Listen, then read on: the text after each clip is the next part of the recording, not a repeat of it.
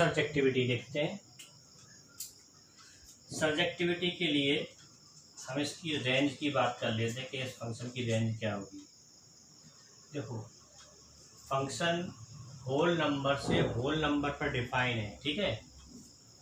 तो अगर मैं ये कहूँ कि इस फंक्शन का जो आउटपुट होगा वो क्या होगा, तो वो आउटपुट डिपेंड करता है इनपुट पर।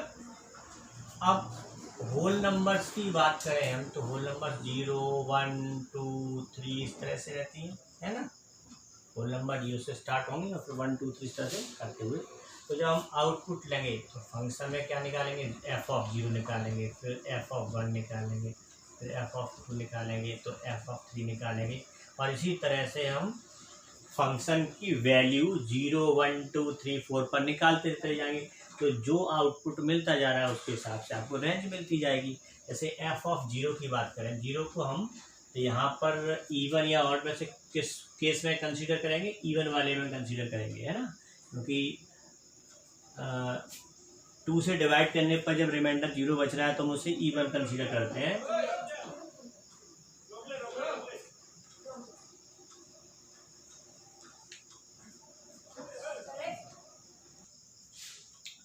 हाँ, तो मैं ये कह रहा था आपसे कि ये जो f(0), f(1), f(2), f(3) निकालेंगे, ये वैल्यूज़ हैं फंक्शन की, वैल्यूज़ 0, 1, 2, 3 पर।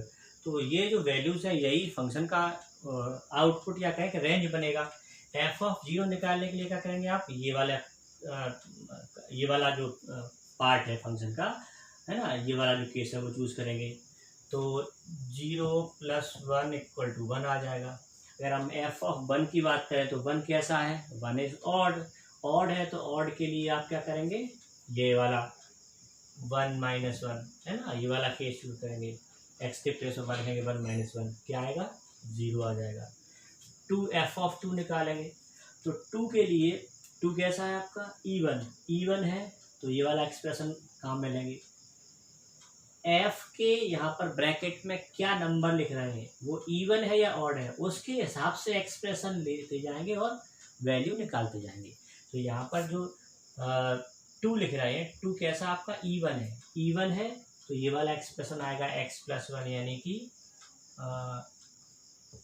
2 + 1, x + 1 है ना, तो x के प्लेस पे 2 लिख देंगे, है ना। 2 + 1 = कितना आ जाएगा, 3। f(3) निकालेंगे, तो 3 कैसा है आपका, 3 आपका ऑड है, तो फिर ये वाला एक्सप्रेशन आएगा काम में। इस एक्सप्रेशन के हिसाब से f(3) की वैल्यू कितनी आ जाएगी, 3 - 1, है ना, 3 - 1 वो कितनी आएगी, 2। ऐसी और वैल्यूज निकाल सकते हैं, f(4), f(5).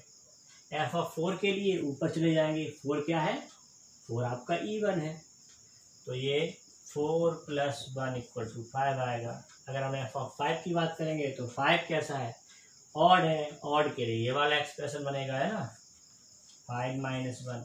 तो आप तक देखते चले जाओ कि यहाँ जो हम रेंज की बात कर रहे हैं, है ना,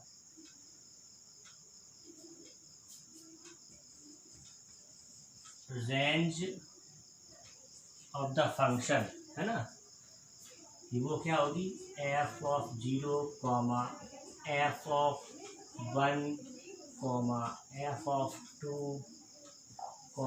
f(3), f(4), f(5) and so on, क्योंकि वो होल नंबर्स तो बहुत सारी हैं। तो रेंज = अभी हमने आपको इनकी वैल्यूज निकाल के बता दिया कि f(0) की वैल्यू कितनी आ रही है, 1 आ रही है। f(1) की वैल्यू कितनी आ रही है, 0 आ रही है। फिर 2 की वैल्यू 3 आ रही है, और 3 की वैल्यू 2 आ रही है। आगे चलते जाएं, 5, 4 डैश डैश डैश। अब आपको ये बात समझ में आ रही है, कोई वैल्यू रिपीट नहीं हो रही। ये यहाँ पर इस ब्रैकेट के अंदर जो सेट बन रहा है, अगेन क्या है, अगेन वो होल नंबर का सेट है, बस ऑर्डर चेंज हो गया है। होल नंबर्स के सेट में हम सीक्वेंस से लिखते हैं, पहले लिखते हैं 0, फिर लिखते हैं 1, फिर लिखते हैं 2। अब यहाँ पे क्या है कि पहले 1 आ गया, फिर 0 आ गया, फिर 3 आ गया, फिर 2 आ गया, 5 आ गया, 4 आ गया। अब आगे की बात करेंगे तो 6 आएगा, अगर हम 7 आएगा और 6 आएगा, इस तरह से, है ना, इस तरह से आते जा रहे हैं।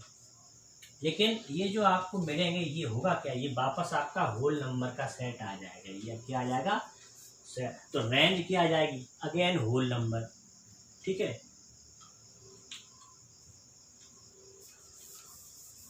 देखेंगे अभी यहाँ पे आगे, सिंस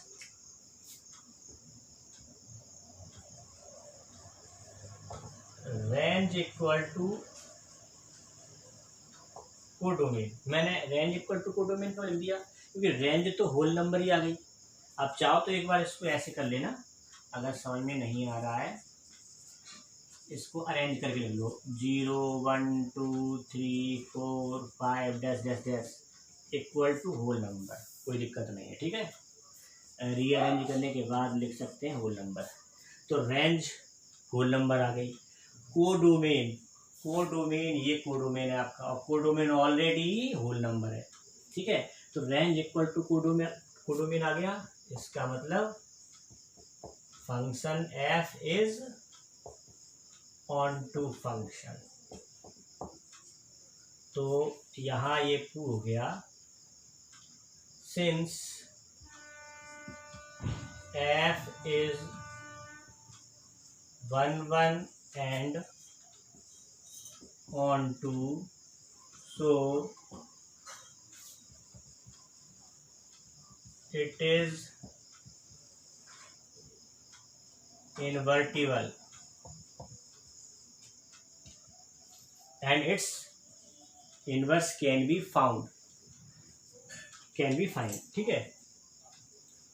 तो ये इस इन्वर्टिबल है और इसका इन्वर्स हम फाइंड कर सकते हैं। अब एफ इनवर्स कैसे निकालेंगे वो प्रोसेस देखेंगे। तो यहाँ पर इतना तो हम कर चुके हैं, तो यहाँ लिख देना hence proved, hence proved, we have proved it is invertible, inverse can be find.